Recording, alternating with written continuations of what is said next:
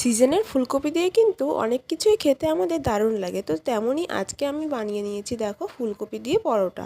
তো চলো রেসিপিটা দেখে নিই। প্রথমে ফুলকপিটাকে এরকম ছোট ছোট করে কেটে ভালো করে কিন্তু ধুয়ে নিয়েছি। একদম ফুলকপির ডাঁটাগুলো নেওয়া যাবে না, শুধু ফুলকপিটাকেই নিতে হবে।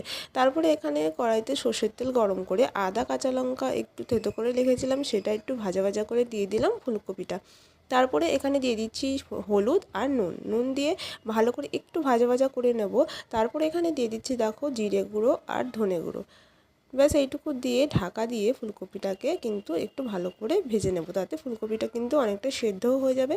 তো দেখো ফুলকপিটা আমার কিন্তু অনেক সেদ্ধ হয়ে গেছে। এবারে আমি এর মধ্যে দিয়ে দিচ্ছি হাফ সেদ্ধ করা আলুটা দিয়ে তারপরে দিয়ে দিচ্ছি একটু ভাজা মশলা আর ধনেপাতা দিয়ে নামিয়ে নিলেই রেডি কিন্তু ফুলকপির পুর। তো এবারে দেখো আমি আটা মেখে রেখেছিলাম, তোমরা ময়দাও নিতে পারো। আমি এখানে আটা নিয়েছি, আটাটাকে একটু বেলে নিয়ে তারপরে মাঝখানে ফুলকপির পুরটাকে দিয়ে দেখো ভালো করে আমি মুড়ে নিচ্ছি। তো মুড়ে নিয়ে ভালো করে তারপরে এভাবে তোমরা করতে পারো, আর পুলি পিঠার মতন গোল খোল করেও কিন্তু তোমরা করতে পারো। তো এভাবে দেখো আটকে নিয়ে তারপরে একটু তেল দিয়ে ভালো করে পরোটার আকারে কিন্তু পরোটাটাকে আমি বেলে নিচ্ছি। এই পরোটাটা কিন্তু শুধুই খাওয়া যায়, খেতে দারুণ লাগে। তো এবারে ফ্রাইং প্যানে আমি পরোটাটা ভালো করে এপিট ওপিট দিয়ে সাদা তেল দিয়ে ভেজে নিলাম। তাহলেই রেডি হয়ে গেল আমার ফুলকপির পরোটা।